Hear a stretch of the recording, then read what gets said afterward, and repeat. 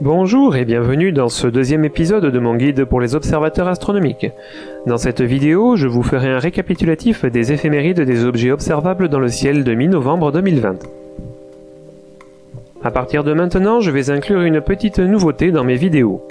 Pour chaque objet dont je vous parlerai, je vous afficherai en bas de l'écran un pictogramme que j'ai créé afin de vous donner une idée de la difficulté et de l'intérêt d'observation. Le premier pictogramme indique l'observation à l'œil nu ou à l'aide d'une paire de jumelles. Le second pictogramme indique l'utilisation d'un petit instrument, tel qu'une lunette ou télescope d'un diamètre allant jusqu'à 150 voire 200 mm. Le troisième pictogramme, qui symbolise un grand Dobson, indique l'utilisation d'un gros instrument d'un diamètre allant de 200 à 600 mm. Les 3 étoiles en bas de chaque pictogramme vous donneront une idée de la difficulté d'observation en fonction du type d'instrument que vous utiliserez. Si les 3 étoiles sont noires, c'est que l'objet est invisible avec cet instrument. Une étoile signifie que l'objet est visible, 2 étoiles signifient que vous pourrez également discerner quelques détails, et 3 étoiles signifient que vous pourrez contempler de nombreux détails. Au cours des 2 semaines à venir, le soleil se couchera en moyenne vers 17h15, avec la nuit astronomique à partir de 19h environ. Plus d'infos à l'écran sur les horaires de coucher en fonction de votre situation géographique. Comme le montre cette animation des photos prises par le satellite SDO au cours des dernières semaines, les taches solaires commencent à apparaître mais elles sont encore très petites et peu nombreuses. Il faudra patienter encore 1 an avant de pouvoir observer quelque chose d'intéressant à la surface de notre étoile, en sachant que son activité maximum est prévue pour 2025. Alors au fait, à propos de l'observation du Soleil.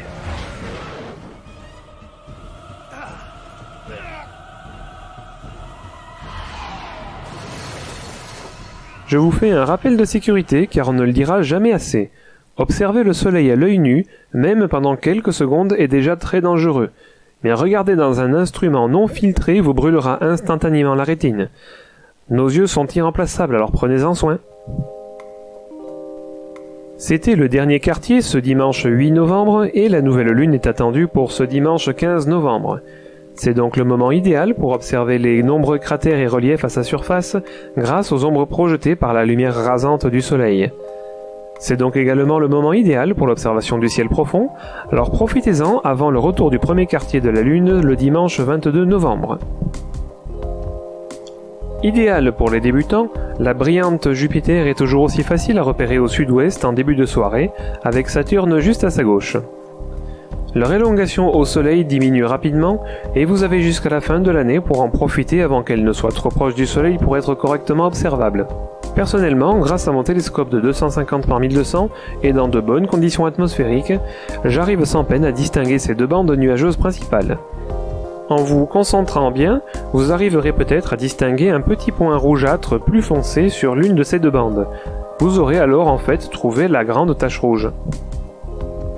Mais rassurez-vous, si vous n'avez pas de télescope, une paire de jumelles suffira pour apercevoir les 4 lunes galiléennes.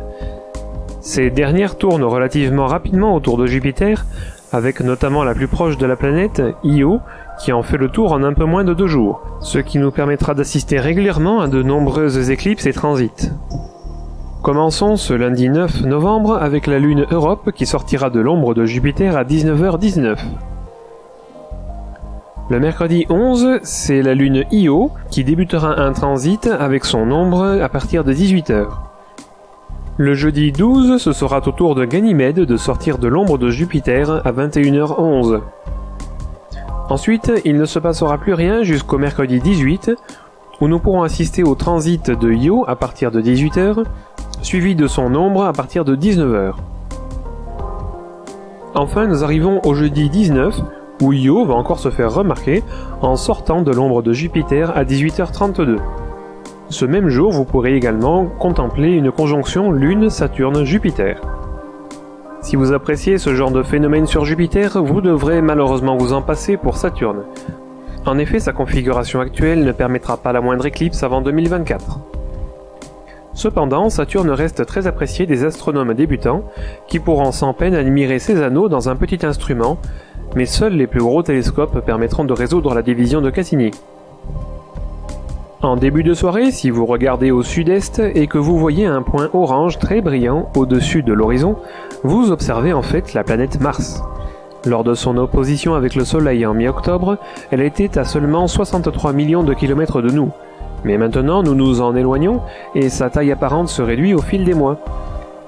Vous avez malgré tout largement le temps de l'observer, mais profitez-en tant qu'elle est assez proche de nous pour pouvoir apprécier quelques détails à sa surface. Si vous faites partie de ceux qui se lèvent tôt pour aller travailler le matin, alors vous aurez sûrement dû remarquer cette étoile extrêmement brillante à l'est. Anciennement appelée l'étoile du berger, il s'agit en fait de la planète Vénus. Avec une élongation actuelle de 30 degrés au soleil, vous pourrez pleinement profiter de la dernière phase de Vénus à l'aide d'une petite lunette jusqu'en avril 2021. Si vous êtes attentif, vous remarquerez sans peine la planète Mercure juste en dessous. Son élongation maximum est imminente car elle sera de 19 degrés ce mardi 10 novembre. Dans de bonnes conditions météo, un gros instrument vous révélera son premier quartier que vous pourrez voir évoluer au fil des jours. Un petit instrument vous le permettra également, mais il vous faudra alors de bons yeux pour le remarquer. À ce propos, n'oubliez pas que le soleil se lève peu de temps après Mercure, donc si vous tenez à vos yeux, rangez vos instruments immédiatement après l'apparition des premiers rayons de soleil. Maintenant que j'ai fait le tour des planètes du système solaire, je vais vous parler d'autres objets, les comètes. Découverte en 1786, la comète 2P Encke possède une période de révolution autour du Soleil d'environ 3 ans. Nous ne pouvons pas l'observer actuellement, mais si je vous en parle, c'est parce que la Terre traverse actuellement le sillage de débris laissé par cette comète, donnant ainsi naissance à la pluie d'étoiles filantes des Taurides, dont l'activité principale s'étale de fin septembre à début décembre. Plus précisément, il existe en fait 2 essaims, les Taurides Sud, dont le pic d'activité est passé le 10 octobre, et les Taurides Nord, dont le pic d'activité est attendu ce mercredi 11 novembre. Bien qu'elles ne soient pas très riches en étoiles filantes, les Taurides sont réputées pour leur grande probabilité de voir apparaître des bolides. Je vous encourage donc à scruter le ciel à l'est juste après la tombée de la nuit, même s'il vous faudra peut-être attendre longtemps avant d'en apercevoir un. La comète 55P Tempel-Tuttle fut découverte entre 1865 et 1866 par les astronomes Ernest Tempel et Horace Parnell Tuttle. Bon, je les prononce pas très bien, donc je vous laisse les lire vous-même à l'écran. Du coup, comme vous pouvez le voir sur cette animation, la trajectoire de cette comète est particulièrement proche de celle de la Terre. Nous venons justement d'entrer dans le nuage de poussière dispersé par le passage de la comète dans les années 2000. Cela a donc déclenché l'essaim d'étoiles filantes nommées les Léonides le 6 novembre. Il durera jusqu'à la fin du mois, avec un pic d'activité attendu le mardi 17 novembre. Comptez cependant sur une moyenne de seulement 15 étoiles filantes par heure. Parlons maintenant de la comète C 2020 S3 Erasmus, découverte récemment le 17 septembre 2020 par l'astronome Nicolas Erasmus grâce au système de surveillance Atlas. Comme vous pouvez le voir sur cette nouvelle animation, sa trajectoire ne coupe absolument pas celle de la Terre. Je ne vais donc pas vous parler d'étoiles filantes, mais bien d'observation de cette comète. Sa magnitude apparente est tombée en dessous de 10, et au vu de son rapprochement rapide du Soleil, nous sommes en droit d'espérer une magnitude de 6 d'ici la fin décembre. Ce devrait être suffisant pour l'apercevoir dans un bon télescope, et des astrophotographes ont déjà réussi à faire les premiers clichés. Si vous voulez tenter de les observer, je vous invite à utiliser les sites The Sky Live ou Even Above, afin de vous générer des cartes de pointage précises. Comme vous pouvez le voir sur cette animation, la comète se déplace très vite de jour en jour, d'où l'importance de renseigner la date et l'heure exacte de votre observation. Gardez à l'esprit qu'il s'agit là d'une toute petite comète et qu'il sera difficile de l'observer même dans un bon télescope. Je tenterai moi-même l'expérience au cours du mois et je vous tiendrai au courant de mes observations dans les commentaires. Parlons maintenant du ciel profond. Vu que la Lune sera absente pendant cette mi-novembre, je vous proposerai aujourd'hui quelques objets un peu moins lumineux à observer, histoire d'augmenter la difficulté par rapport au dernier épisode. La semaine dernière, je vous avais expliqué comment retrouver la galaxie d'Andromède M31. Je vous remets quand même à l'écran le cheminement visuel à effectuer pour la repérer en partant de la constellation de Pégase. Lorsque vous l'observerez dans un télescope, vous devriez également pouvoir apercevoir sa voisine M110 juste à côté. Si vous vous concentrez bien, vous apercevrez peut-être même la petite galaxie M32. Ce qui rend cette observation intéressante, c'est qu'il est possible de voir ces 3 galaxies en même temps dans votre oculaire. Tant que vous êtes braqué sur la constellation d'Andromède, vous devriez en profiter pour traquer la galaxie du triangle M33. Bien que plus petite que M31, elle reste assez intéressante à observer dans un télescope.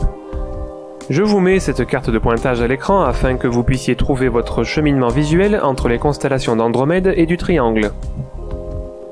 L'amas d'Hercule commence à être trop bas sur l'horizon pour être convenablement observé. À la place, je vous propose donc de trouver l'amas globulaire de Pégase M15. Plus compact, il vous faudra un bon télescope pour résoudre correctement les étoiles de son pourtour. Il sera également plus difficile de le pointer manuellement en raison de la faible brillance des constellations proches. Vous noterez cependant qu'il vous suffit de faire un prolongement visuel de la tête de Pégase pour apercevoir la tache blanche de votre chercheur. Lors de l'épisode précédent, je vous avais présenté la nébuleuse de la Lyre M57. Je vous propose maintenant d'essayer de trouver sa voisine, la nébuleuse de l'Altaire M27. Pour cela, une fois que vous aurez trouvé la constellation de la Lyre à l'ouest, cherchez la flèche à gauche. Soyez attentifs car c'est une constellation peu lumineuse, mais très caractéristique. Une fois que vous l'aurez trouvée, je vous laisse faire votre cheminement visuel grâce à cette carte de pointage afin de trouver la nébuleuse. Ne soyez pas déçus en observant ces 2 nébuleuses car il ne faut pas oublier qu'elles sont très petites et peu lumineuses. Aussi, ne vous acharnez pas à réussir votre mise au point car je vous rappelle que ce sont des nuages de gaz que vous observez et donc il est tout à fait normal que ce ne soit pas net. Et voilà qui conclut ce 2e épisode de mes éphémérides astronomiques. Ceux qui ont vu le premier épisode auront sûrement remarqué que certaines informations se répètent au niveau des planètes. C'est tout à fait normal puisque certaines se déplacent très vite alors que d'autres sont quasiment immobiles dans le ciel.